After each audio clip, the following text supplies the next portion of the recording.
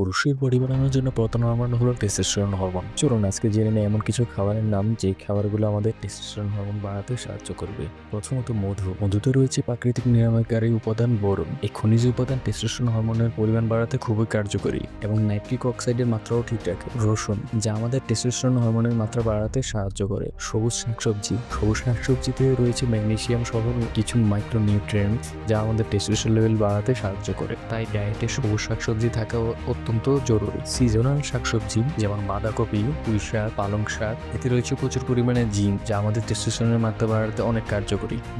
ডিমে রয়েছে omega 3S, saturated fat, cholesterol, vitamin D এবং রয়েছে প্রোটিন। টেস্টোস্টেরন হরমোন তৈরিতে খুবই কার্যকর এই ডিমের উপাদান। কলা, এতে রয়েছে ব্রোমেলিন নামক এনজাইম যা আমাদের টেস্টোস্টেরন হরমোনের মাত্রা বাড়াতে সাহায্য করে আর দীর্ঘ সময় ধরে শক্তি সরবরাহ করে। কাঠবাদাম, এতে রয়েছে selenium, copper, vitamin E, calcium, magnesium, iron, potassium, zinc এবং রিবোফ্লাভিন। কাঠবাদামে প্রচুর পরিমাণে প্রোটিন এবং ফাইবার রয়েছে যা আমাদের টেস্টোস্টেরন হরমোন বাড়াতে অত্যন্ত কার্যকরী।